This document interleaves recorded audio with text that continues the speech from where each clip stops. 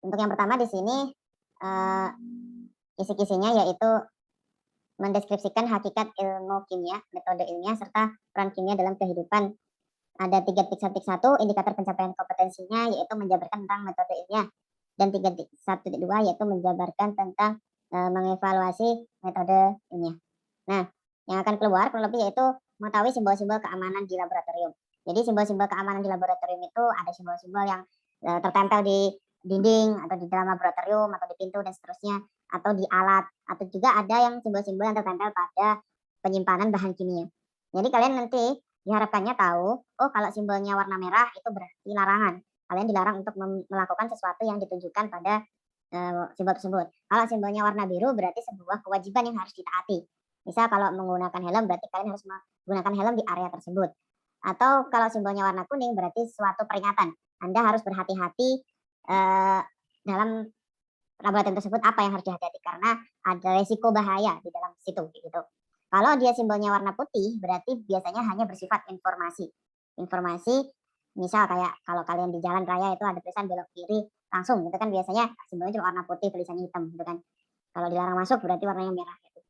Itu simbol-simbol itu. Jadi maknanya itu harus tahu.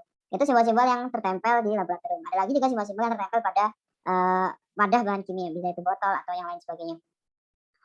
Ada yang tertempel di bahan kimia tersebut bisa aja misal kalau dia menunjukkan sifat dari bahan kimia yang ada di dalam tersebut. Misal kalau bahan kimia itu mudah meledak, berarti kita harus menempatkan bahan kimia tersebut jauh dari api, dari sumber api atau sumber listrik, misalnya seperti itu. Atau ketika simbol tersebut menunjukkan bahwa dia sesuatu yang beracun, berarti kita tidak boleh meminum atau memakannya, kayak gitu. Atau simbol bahan kimia itu menunjukkan bahwa dia bersifat iritasi, dapat menyebabkan iritasi. Berarti sebisa mungkin kita harus menghindari kontak dengan bahan kimia tersebut secara langsung karena dapat menyebabkan iritasi ke kulit kita. Kurang lebih seperti itu, ya.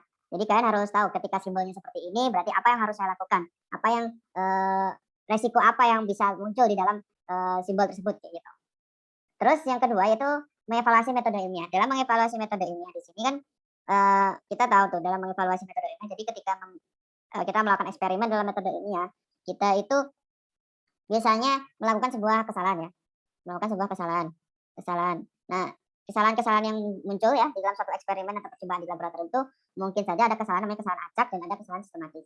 Nah, kesalahan-kesalahan ini sudah pernah kita bahas dulu di bab pertama kayak gitu ya. Nah, kesalahan acak ini pengertiannya apa, terus penyebabnya apa, lalu ciri-cirinya apa, lalu untuk mengatasinya bagaimana, itu kalian harus tahu. Begitupun dengan sistematis. Bagaimana cara mengatasinya, pengertiannya apa, ciri-cirinya apa, lalu disebabkan oleh apa. Nah, itu harus tahu untuk kesalahan sistematis dan kesalahan acak. Lalu kita juga mengetahui bahwa di dalam suatu percobaan itu tidak boleh dilakukan hanya satu kali. Minimal dilakukan sebanyak 2 kali atau duplo. Kenapa? Karena untuk mengurangi faktor luck atau mengurangi faktor keberuntungan. Misal di dalam suatu percobaan, oh ketika mendapatkan misal kadarnya 5%. Ternyata ketika diulang tidak 5% gitu. Berarti kan ada faktor luck atau faktor yang tidak bisa kita kontrol atau faktor yang keberuntungan dapat segitu gitu. Nah, ketika kita melakukan 2-3 kali, biasanya faktor keberuntungan itu tidak terjadi sebanyak 2 atau 3 kali. Nah gitu. Makanya dengan seperti itu bisa dikatakan datanya valid. Nah, dengan pengulangan yang dilakukan tentunya ada yang namanya harusnya ketika sampelnya sama akan menunjukkan hasil yang sama, tapi ternyata tidak selalu seperti itu. Nah, oleh karenanya kita mengenal yang ada namanya akurasi dan presisi. Nah, apa yang dimaksud dengan akurasi dan presisi ini kalian harus tahu. Nah, berkaitan dengan presisi berarti berkaitan dengan jumlah data itu saling berdekatan satu sama lain. Kalau akurasi berarti jumlah data itu bukan berdekatan, mendekati hasil yang sesungguhnya, hasil yang sebenarnya kayak gitu. Berkaitan dengan akurasi dan presisi. Data yang akurat belum tentu presisi. Begitupun sebaliknya, data yang presisi belum tentu akurat. Jadi kita harus tahu data yang presisi itu seperti apa, data yang akurat seperti apa, dan data yang akurat serta presisi itu yang bagaimana. Nah, itu tentunya yang harus kita ketahui. Nah, itu untuk pembahasan pertama. Ada yang mau ditanyakan? Tidak ada ya? Oke, kita lanjut ke kompetensi dasar ke-4.1. Menerapkan metode ilmiah dalam kehidupan sehari-hari. Itu mengidentifikasi metode ilmiah dalam kehidupan sehari-hari, di mana di sini keterangannya yaitu variabel-variabel dalam penelitian. Nah, ketika kita melakukan sebuah penelitian, kita harus merencanakannya. Dalam perencanaan itu biasanya kita selalu menentukan variabel-variabel yang ada. Variabel-variabel yang harus ada di dalam penelitian tersebut.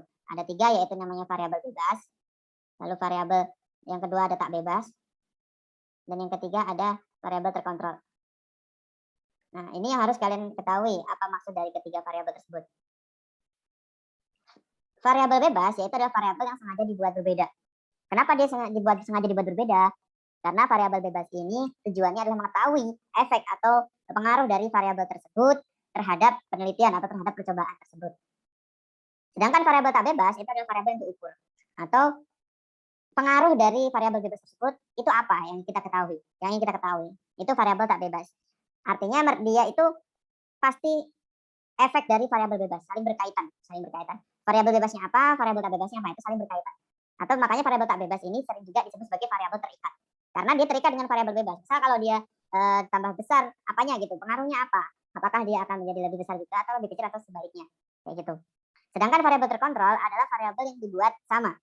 Tujuannya variabel ini dibuat sama adalah untuk meminimalisir faktor lain selain faktor dari variabel bebas itu dalam suatu penelitian.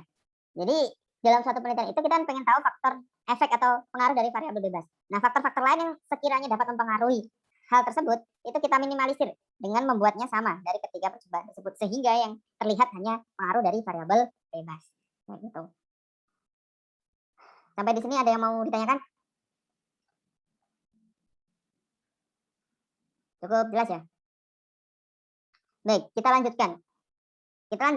Oke, kita lanjut ke kompetensi dasar ke-4.1. Menerapkan metode ilmiah dalam kehidupan sehari-hari. Itu mengidentifikasi metode ilmiah dalam kehidupan sehari-hari, di mana di sini keterangannya yaitu variabel-variabel dalam penelitian. Nah, ketika kita melakukan sebuah penelitian, kita harus merencanakannya. Dalam perencanaan itu biasanya kita selalu menentukan variabel-variabel yang ada. Variabel-variabel yang harus ada di dalam penelitian tersebut. Ada 3, yaitu namanya variabel bebas, lalu variabel yang kedua ada tak bebas, dan yang ketiga ada variabel terkontrol. Nah, ini yang harus kalian ketahui apa maksud dari ketiga variabel tersebut. Variabel bebas yaitu adalah variabel yang sengaja dibuat berbeda. Kenapa dia sengaja dibuat berbeda? Karena variabel bebas ini tujuannya adalah mengetahui efek atau pengaruh dari variabel tersebut terhadap penelitian atau terhadap percobaan tersebut. Sedangkan variabel tak bebas itu adalah variabel yang diukur atau pengaruh dari variabel bebas tersebut itu apa yang kita ketahui? Yang ingin kita ketahui itu variabel tak bebas. Artinya dia itu pasti efek dari variabel bebas, saling berkaitan. Variabel bebasnya apa, variabel tak bebasnya apa, itu saling berkaitan. Atau makanya variabel tak bebas ini sering juga disebut sebagai variabel terikat. Karena dia terikat dengan variabel bebas. Misal kalau dia tambah besar apanya gitu, pengaruhnya apa? Apakah dia akan menjadi lebih besar juga atau lebih kecil atau sebaliknya. Kayak gitu. Sedangkan variabel terkontrol adalah variabel yang dibuat sama. Tujuannya variabel ini dibuat sama adalah untuk meminimalisir faktor lain selain faktor dari variabel bebas itu dalam suatu penelitian. Jadi dalam suatu penelitian itu kita kan pengen tahu faktor efek atau pengaruh dari variabel bebas. Nah, faktor-faktor lain yang sekiranya dapat mempengaruhi hal tersebut itu kita minimalisir dengan membuatnya sama dari ketiga percobaan tersebut sehingga yang terlihat hanya pengaruh dari variabel bebas. Kayak gitu. Kita lanjutkan ke kompetensi dasar 3.2 yaitu menganalisis materi dan perubahannya. Indikator pencapaian kompetensinya yang pertama menjabarkan tentang materi, atom, unsur, ion, larutan, suspensi, dan koloid. Nah, di sini kalian harus mengerti pengertian masing-masing ini. Apa sih yang dimaksud dengan materi, apa yang dimaksud dengan atom, apa yang dimaksud dengan unsur, apa yang dimaksud dengan ion, apa yang dimaksud dengan senyawa, larutan, suspensi, dan koloid. Ya. Selain itu, kalian juga harus tahu ciri-cirinya itu apa. Apakah ketika koloid itu ada berapa fase? apakah dia homogen atau heterogen, ukuran partikelnya berapa, dan seterusnya. Ciri-cirinya apa? Oh, ion. Ion itu berarti ciri-cirinya pasti bermuatan positif atau negatif. Tidak ada ion yang bermuatan netral, tidak ada. Oh, unsur. Unsur itu berarti ada gabungan dari beberapa atom yang sejenis membentuk sebuah unsur. Kayak gitu. Senyawa. Senyawa itu berarti minimal ada dua unsur atau dua atom. Ada dua unsur lebih tepatnya. Ada dua unsur yang berbeda kalau senyawa. Nah, apakah dia termasuk zat murni, apakah dia termasuk campuran? Nah, di situ kalian harus tahu. Oh, ciri-cirinya apa sih suspensi, koloid, larutan, atom, ion, dan lain sebagainya. Selain pengertiannya, kalian juga harus tahu ciri-cirinya dari materi-materi tersebut. Lalu 3.2.2 yaitu menganalisis tentang pemisahan campuran. Di mana kita tahu ada beberapa metode atau beberapa cara dalam pemisahan campuran yang sudah kita bahas pada pelajaran yang lalu, ya. Misal dia ada pemisahan yang namanya pemisahan pengayakan. Pengayakan ini berarti hanya bisa digunakan untuk campuran padat dan padat. Apakah semua padat dengan padat bisa dipisahkan dengan pengayakan? Tentu tidak. Maka pengayakan ini prinsip yang harus ada di dalam campuran ini adalah perbedaan ukuran partikel. Ya, perbedaan ukuran partikel dari campuran padat-padat ini. Lalu kita tahu yang namanya pemisahan magnetik. Ini juga untuk padat-padat. Tapi pemisahan magnetik ini berarti harus ada yang bisa ditarik dengan magnet dan tidak bisa ditarik dengan magnet. Kayak gitu. Ya. Jadi kalian harus tahu nih, oh pemisahan ini cocoknya buat ini, pemisahan ini cocoknya buat ini. Lalu ada lagi selain itu kita ada namanya sublimasi. Sublimasi itu berarti hanya untuk padat dan padat yang bisa menyublim dan tidak bisa menyublim kayak gitu. Ada lagi misal evaporasi. Evaporasi itu berarti ada cair-cair yang atau cair dengan padat yang padatnya bisa larut kayak gitu. Yang dia akhirnya diuapkan gitu kan evaporasi. Lalu ada namanya kristalisasi ya. Terus sentrifugasi. Sentrifugasi ini pemusingan, dipusing atau diputar secara cepat kayak gitu. Kita tahu juga ada yang namanya kromatografi ya kan. Kromatografi ini berarti ada fase gerak dan fase diam. Lalu ada juga kita namanya distilasi ya kan. Distilasi ini berarti perbedaan dua campuran zat cair yang saling melarut yang berbeda titik didih. Lalu ada corong pisah, kan? Corong pisah ini berarti pemisahan cair dengan cair yang tidak saling melarutkan.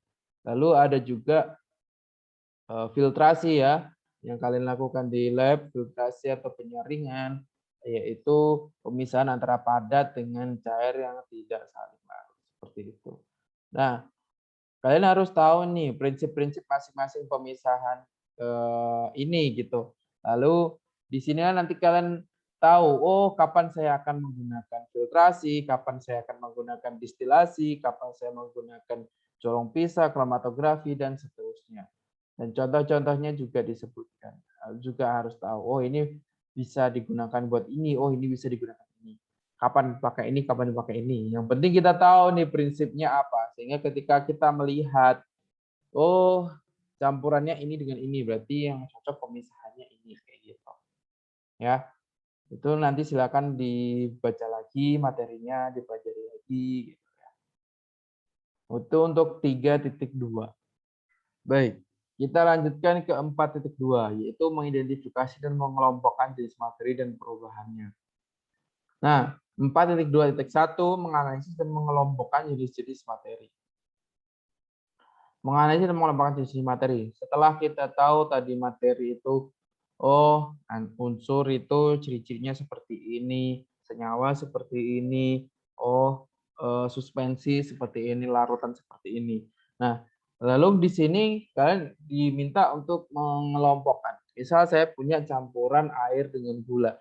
Campuran air dengan gula ini masuk apa? Apakah namanya campuran kan berarti kemungkinannya 3 antara larutan, suspensi, atau koloid. Nah, larutan air dengan gula ini apakah dia masuk ke larutan, apakah dengan suspensi, atau koloid, kayak gitu. Begitupun ketika saya mencampurkan misal minyak dengan air. Nah, ketika saya mencampurkan minyak dengan air, nah itu apakah dia termasuk koloid, apakah dia termasuk suspensi, apakah dia termasuk larutan. Gitu. Begitupun ketika saya punya cairan NaCl, apakah cairan NaCl ini termasuk larutan, apakah termasuk zat murni, kayak gitu, dan seterusnya. Jadi setelah kalian tahu ciri-cirinya, maka kalian bisa menentukan, oh ini masuknya ini masuknya ini, oh ini termasuk ini, kayak gitu. Ya. Jadi itu yang akan yang dimaksud dengan 4.2.1. Lalu di 4.2.2, menganalisis dan menentukan kadar zat dari suatu campuran. Ya, menganalisis dan menentukan kadar zat dari suatu campuran ini sama kayak 4.2.3, yaitu menganalisis dan menentukan jumlah zat dari suatu campuran. Nah, kita kan sudah pelajari ini ya tentang menghitung kadar zat, di mana kadar zat itu rumusnya ya kan, misal kadar zat A. Kadar zat A ini kan rumusnya misal bagian zat A, entah itu volume, entah itu massa, dibagi dengan bagian total sampel. Nah, kalau dia persen berarti dikali 100%. Kalau dia ppm berarti atau bpj dikali 10⁻6. Gitu. Ini satuannya harus sama antara bagian zat A dengan bagian total. Misal ini gram, ini gram. Ini liter, ini juga harus liter, ini mililiter, dan seterusnya. Kayak gitu. Untuk menghitung kadar. Nah, begitupun sebaliknya, ketika misal saya punya misal ya, campuran gula atau larutan gula ya, larutan gula 65%. Ya, 65%. Berarti di dalam larutan gula ini 65 gram gula dalam 100 gram larutan. Nah, kalau di sini saya punya 100 gram larutan. Kalau saya punya misal 150 mililiter gitu kan, di mana massa jenisnya yaitu 1,05 misal gram per mililiter, berarti berapa gula yang ada di dalam larutan tersebut. Maka kan kita harus tahu dulu nih, ya kan? 65% itu massa per massa. Sementara di sini larutan gulanya 150, berarti kita harus cari massanya dulu dengan cara 150 mili dikali 1,05 gram per mililiter. Gitu kan? Ini coret-coret berapa gitu. Nah, setelah kita ketemu ini ternyata sekian gram gitu, sekian gram. Maka kita bisa mencari berapa jumlah gula. Kita hitung sekalian aja ya. Di sini saya punya kalkulator 105 dikali 1,05. Ketemu di sini 110,25 gram.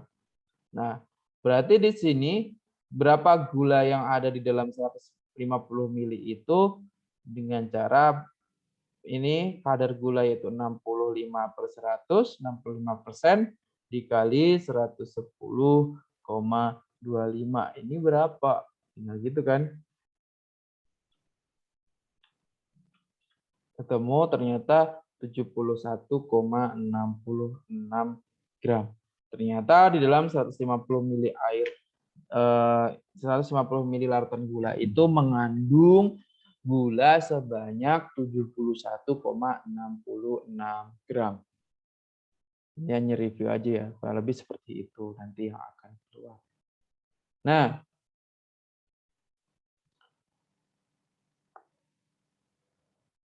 ada juga mungkin soal bentuk soalnya, misal untuk membuat, tadi kan 65% gula, larutan gula. Berarti kalau saya pengen membuat misal 170 gram larutan gula, kan? Berarti berapa gram gulanya, berapa gram airnya, gitu kan? Agar bisa mendapatkan 170 gram larutan gula. Nah, ini tinggal dikali aja 65% dikali 170 berarti ketemu gulanya ya. Lalu airnya sisanya ya kan. Kalau ini 65% berarti airnya adalah 35%. Berarti 35% dikali 170 berapa? Atau langsung dikurangi aja 170 dikurangi masa hasil pengalian ini ketemu nanti masa airnya. Nah, contoh soalnya banyak sekali untuk kadar. Salah satu contoh seperti itu. Ada lagi mungkin contoh soalnya yang kayak gini. Misal ini sampel nih, ini sampel. Ya. Ini sampel mengandung misal 40% kaolin. Nah, ternyata di dalam kaolin ini mengandung misal 20% kalsium, misal seperti itu. Nah, berarti ketika jumlah sampel ini itu adalah 200 kg, berarti berapa kalsium yang akan didapatkan gitu. Nah, tinggal dihitung aja 200 kg berarti nanti berapa kilogram kaulinnya kalau kadarnya 40%. Kita ketahui bahwa 80 kg. Ternyata di dalam 200 kg sampel itu ada 80 kg kaolin. Dapatkan dari 40% dikali 200. Lalu CA-nya ya tinggal dikali dari 80 ini karena 20% kaolin adalah CA, berarti tinggal dikali 20% dikali 80, ketemu berapa? 16 kilo. Ternyata di dalam 200 kg sampel ini dengan komposisi seperti ini ketemu 16 kg kalsium. Begitupun sebaliknya ketika dibalik ya. Kalau ini misal 5 kilo, berarti berapa kaolin yang harus didapatkan, berarti berapa sampel yang didapatkan, kurang lebih seperti itu. Ya, saya yakin kalian sudah bisa kayak gini. Nanti kalau misal waktu belajar masih bingung, silakan tanya ke pasien aja, nggak apa-apa. Ya. Itu yang dimaksudkan dengan penghitungan kadar nanti kurang lebih seperti ini. Lalu 3.3 yaitu menganalisis hukum-hukum dasar kimia dalam menyelesaikan perhitungan kimia dan mengidentifikasi dan menentukan hasil percobaan menggunakan hukum dasar kimia secara kuantitatif di 4.3. Nah, ini kurang lebih sama untuk kedua ini ya. Sekarang di 4.3 dan 3.3. Ini tentang hukum dasar kimia semuanya. Hukum dasar kimia. Di mana hukum dasar kimia ini kita sudah pelajari sebelumnya ada 5 hukum. Yang pertama yaitu hukum Lavoisier, lalu ada 2 hukum Roche, lalu yang ketiga ada hukum Dalton, yang keempat ada hukum Gay-Lussac, dan yang kelima ada hipotesis Avogadro. Nah, ada 5 hukum dasar kimia.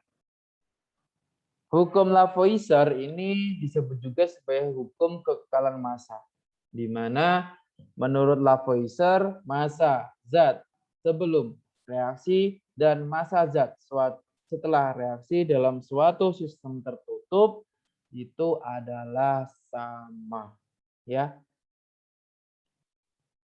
Misal sebelumnya atau sebelum reaksi ada 20 kilo, berarti setelah reaksi harus ada 20 kilo juga.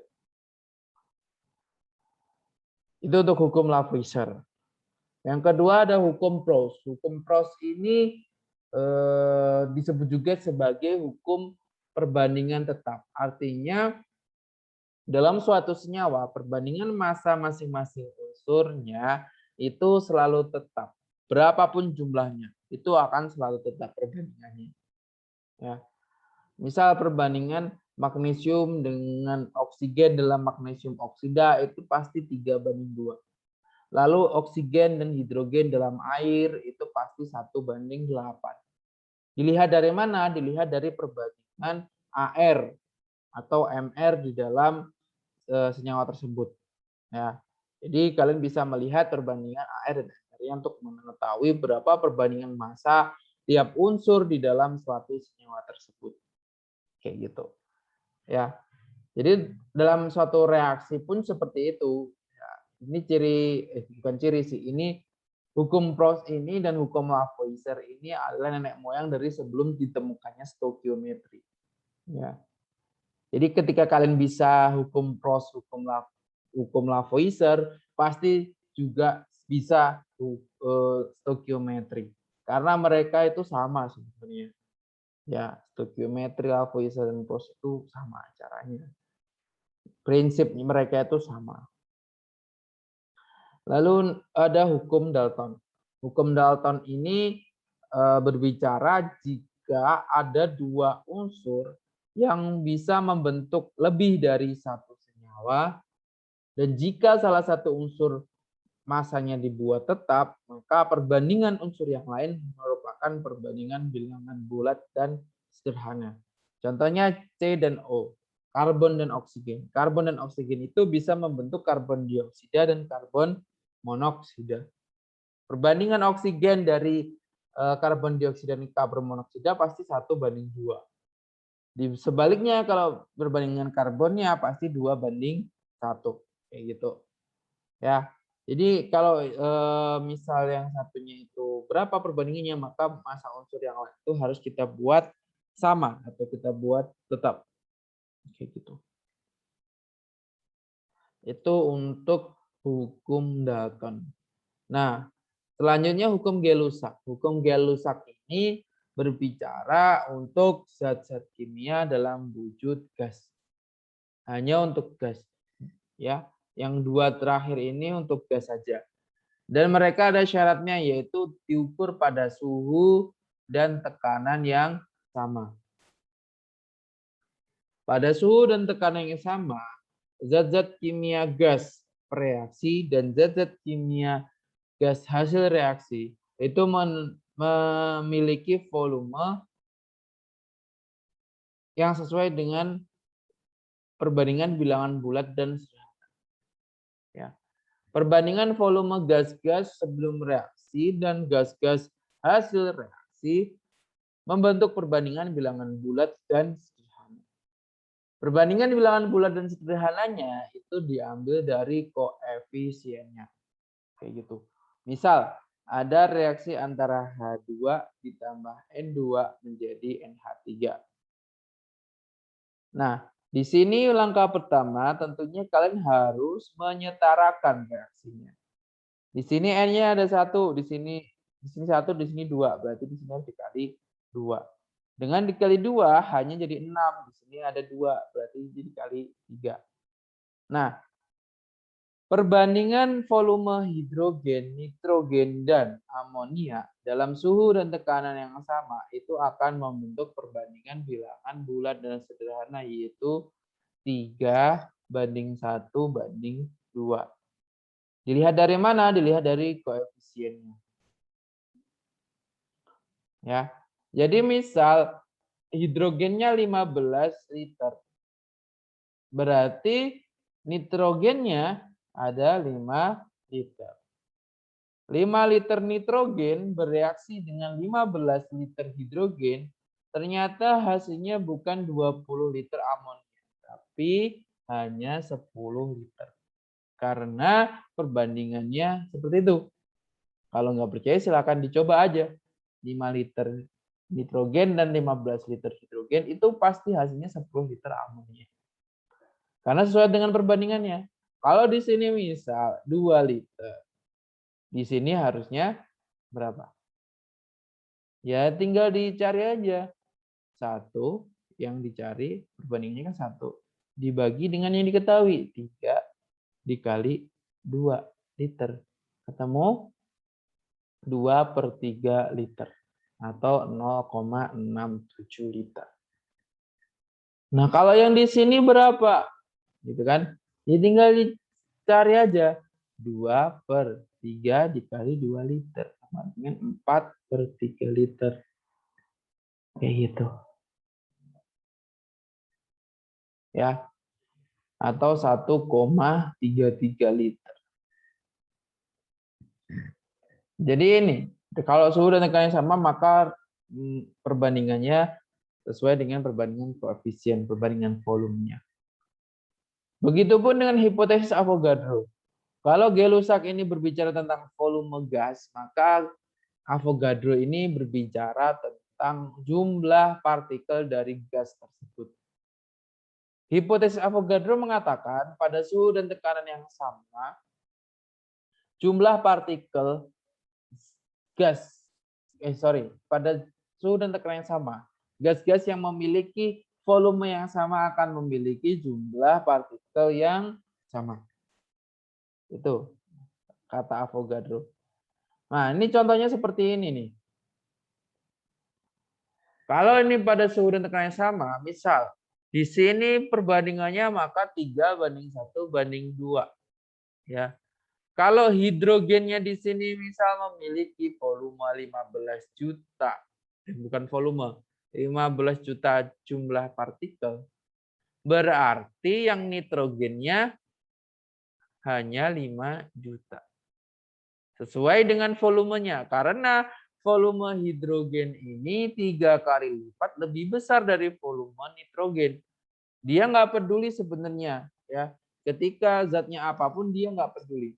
Misal di sini sama-sama 15 liter nitrogen atau 15 liter nitrogen dan 15 liter oksigen. Gitu. Kalau dia memiliki jumlah volume yang sama, maka jumlah partikelnya juga sama. Tapi kalau jumlah volumenya 2 kali lipat, berarti jumlah partikelnya juga 2 kali lipat, asalkan dia pada suhu dan tekanan yang sama. Kayak gitu. Ya.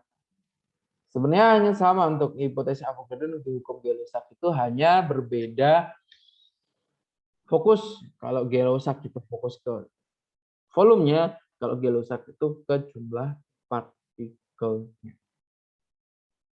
Seperti kalian sudah pelajari di stokiometri bahwa 1 mol menurut Gay-Lussac itu ada 6,024 kali 10⁻23. Selanjutnya tentang hukum kekekalan energi serta reaksi eksoterm dan endoterm. 3.4.1 menjabarkan tentang hukum kekekalan energi serta reaksi endoterm dan eksoterm. Nah, ini masih hangat harusnya untuk termokimia ya. Di mana kita tahu ada dalam termokimia ada reaksi eksoterm dan endoterm.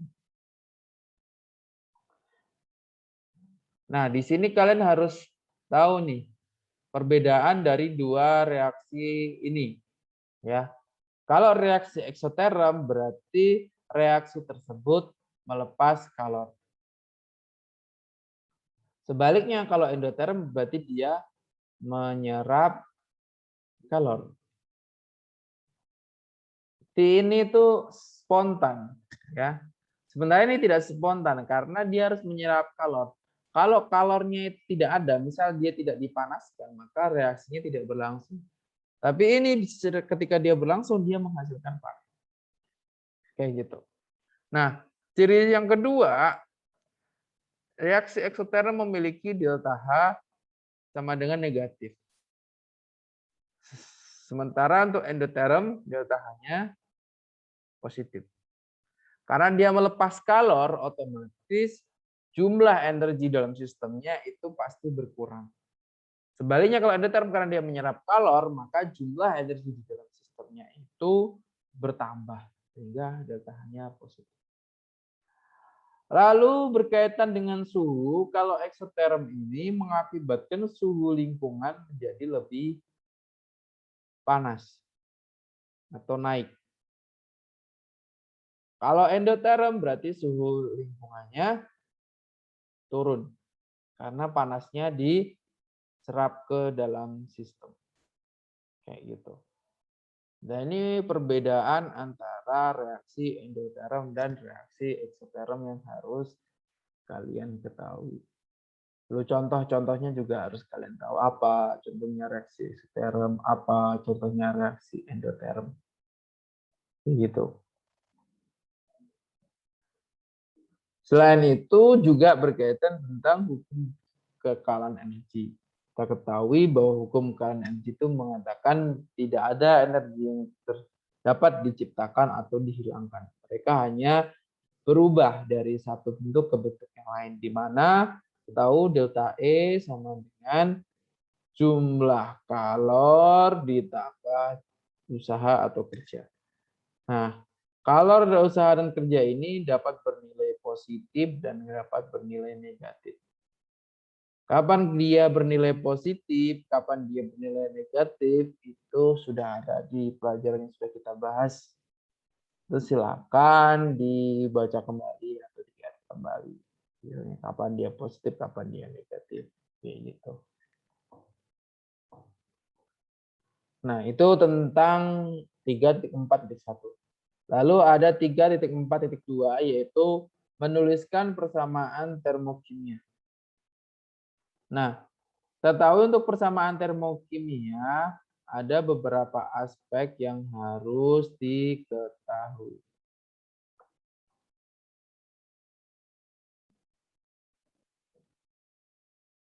Hapus saja ya.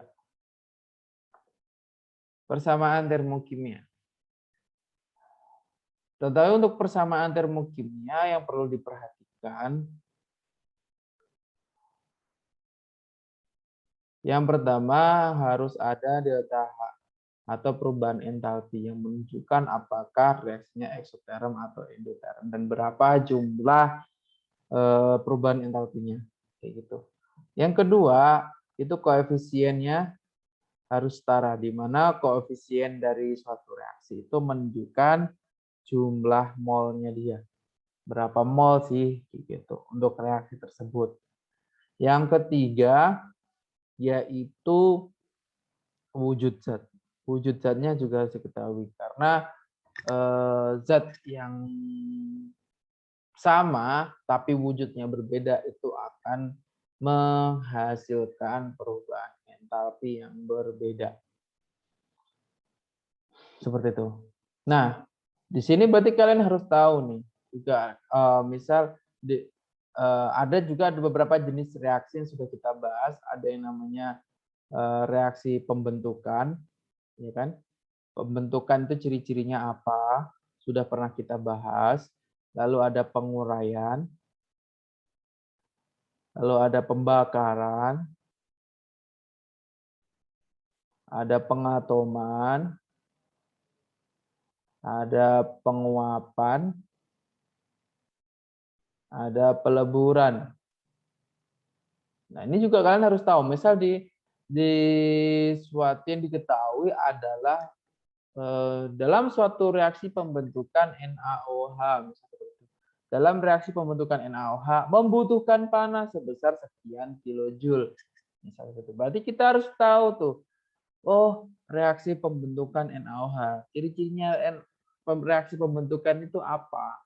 Berarti reaksi pembentukan produknya satu senyawa, jumlahnya 1 mol, reaktannya berasal dari atom-atom pembentuk dari senyawa tersebut. Misal NaOH berarti reaksinya ada Na, ada O2 dan ada H2 membentuk NaOH. Kayak gitu. Kalau dia membutuhkan panas berarti dia menyerap panas. Artinya delta H-nya positif. Kalau dia melepas panas berarti atau menghasilkan panas berarti delta H-nya negatif karena dia termasuk reaksi eksoterm. eksoterm. Kurang lebih seperti itu. Ya. Dan kalian juga harus tahu bahwa reaksi pembentukan itu berkebalikan dengan reaksi penguraian. Itu sudah pernah kita bahas di kelas dan harapannya kalian juga bisa. Maka itu untuk menuliskan persamaan termokimianya. Selanjutnya kita masuk ke 4.4 yaitu menentukan perubahan entalpi reaksi berdasarkan percobaan hukum Hess dan Inverdi-Chilton. 4.4.1 mengidentifikasi dan melakukan perhitungan perubahan entalpi berdasarkan percobaan, yaitu menggunakan kalorimeter. Nah, di sini berarti dengan cara menggunakan kalorimeter menghitung delta H-nya. Kita ketahui bahwa dalam suatu sistem yang memiliki tekanan yang sama, bahwa nilai Q sama dengan delta H atau perubahan entalpinya sama dengan kalor yang diserap atau dilepas dalam suatu reaksi. Nah, kita ketahui bahwa Q itu ya M dikali C kali delta T. M itu massa, C itu adalah kalor jenis, dan delta T itu adalah perubahan suhu. Nah, kalau kita ingin mencari delta H, berarti kita harus mencari Q reaksi. Di mana Q reaksi itu berkebalikan dengan Q lingkungan. Gitu. Ya. Jadi delta H itu sama dengan Q reaksi. Dan sementara Q reaksi itu adalah berkebalikan dengan Q lingkungan. Nah, untuk mencari nilai Q itu pasti ya M dikali C kali delta T. Kalau yang kalian ketahui adalah lingkungannya, maka ya udah dicari lingkungannya gitu ya. M-nya ini berarti M apa? Kalau di kalorimeter misalnya M airnya atau larutannya ya. Kalau dia larutan encer berarti sifatnya disamakan dengan air. C itu juga sama ya, yaitu 4,2 Joule per gram derajat Celcius atau 4,18 Joule per gram derajat Celcius untuk air. Dan kalau di larutan encer juga sifatnya disamakan dengan air. Delta T itu berarti suhu akhir dikurangi suhu awal. Nah, seperti itu. Ini untuk kalorimeter sederhana. Kalau kalorimeter bom malah lebih bagus karena dia tidak peduli berapa massa yang dimasukkan ke dalam situ, di mana Q sama dengan C kali delta T. C di sini adalah kapasitas panas kalorimeter, di mana jumlah panas yang dihasilkan atau jumlah panas yang dibutuhkan untuk menaikkan suhu kalorimeter tersebut. Ya, mau dia dimasukkan 10 gram, 0,1 gram dan seterusnya. Yang penting berapa sih panas yang terjadi di dalam kalorimeter tersebut, itu yang bisa diukur dan itu bisa diketahui nilai Q-nya. Sekali lagi kalau kita mencari nilai Q reaksi, berarti Q reaksi itu berkebalikan dengan Q lingkungan, maka ada minusnya. Seperti itu. Kalau kalian masih bingung, wah ini apakah minus atau plus, berarti kalian juga harus melihat perubahan suhunya. Kalau perubahan suhunya naik, artinya lingkungannya menyerap kalor. Berarti reaksinya melepas kalor. Berarti reaksi melepas kalor adalah eksoterm. Itu aja dilihat di suhunya, apakah suhunya naik atau turun. Kalau naik pasti eksoterm, delta H-nya negatif. Kalau turun berarti endoterm, berarti delta H-nya positif. Kalau kalian bingung apakah ini positif atau negatif ya gitu. Ini rumusnya pakai minus atau bukan ya? Dilihat dari perubahan suhu yang terjadi. Ya. Kalau kalian ragu gitu. Itu untuk kalorimeter. Lalu 4.4.2 ada hukum Hess. Di mana hukum Hess ini sudah kita bahas juga sebelumnya, bahwa hukum Hess itu ada yang bentuknya seperti ini kan waktu kita di kelas itu kurang lebih seperti ini. Jadi kalau ini diketahui ke sini berarti D ke B harus lewat D ke A lalu A ke B gitu. Kalau D bisa lewat C, D ke C lalu C ke B gitu. Lalu dikali dan seterusnya, ini harus dibalik dulu atau gimana kan? Itu hukum Hess. Atau juga bisa yang persamaan gitu kan. Persamaan, ini harus ditulis dulu reaksi targetnya apa, lalu ditempatkan, ini ada di kiri, berarti reaksi ini harus dibalik. Ini ada 2 mol, berarti harus dikali 2. Reaksi ini di kanan, berarti harus dibalik dan seterusnya. Ya, itu tentang hukum Hess dan saya rasa masih hangat di otak kita ya. Itu harus kalian pahami lagi tentang hukum Hess. Lalu 4.4.3 tentang mengidentifikasi dan melakukan perhitungan perubahan entalpi berdasarkan data perubahan entalpi standar atau delta HF. Jika diketahui data-data delta HF suatu zat, maka kita bisa mencari delta H reaksi sama dengan jumlah delta HF produk dikurangi jumlah delta HF reaktan. Nah, berarti di sini kita harus menuliskan reaksinya dengan setara dulu. Baru bisa kita tahu, oh apakah dia 2 mol, 3 mol, 4 mol, dan seterusnya. Kalau dia 2 mol berarti delta HF itu harus dikali 2. Kalau 3 mol harus dikali 3, dan seterusnya. Nanti jangan khawatir, delta HF-nya pasti sudah diketahui di soal. Jadi jangan cari-cari lagi, nggak butuh. Contohkanlah intinya seperti itu ya. Nanti insya Allah AR dan MR-nya juga sudah ada di soal. Jadi kalian tidak usah menyiapkan contekan sama sekali, ya. Semua sudah ada di soal, insya Allah. Ya. Nanti kalaupun kelewat ya paling 1-2 doang. Tapi saya pastikan dulu pasti ada semua. Nah, yang keempat ada mengidentifikasi dan melakukan perhitungan perubahan entalpi berdasarkan data energi ikatan. Nah, kalau berdasarkan energi ikatan kita ketahui bahwa delta H sama dengan jumlah ikatan reaktan dikurangi jumlah ikatan produk. Mana kita pertama harus menuliskan reaksinya dengan setara dulu, gitu kan? Baru digambar, ya kan? Bisa digambar misal CH4 itu gambarnya gini, kan? CH4 gitu gini. Terus CO2 itu gambarnya gini. H2O itu gambarnya gini. Ya. Terus ada ikatannya apa saja? Berarti ada ikatan C dengan H ada berapa? 1 2 3 4, ada C dengan O ada berapa, dan seterusnya. Kenapa ikatan reaktan dikuranginya ikatan produk? Karena dalam suatu reaksi itu ada 2 peristiwa yang terjadi, yaitu peristiwa pemutusan ikatan-ikatan yang ada di reaktan, ya. Jadi ikatannya diputus, ya. Nah, ketika dia memutuskan ikatan ini, maka dia menyerap energi.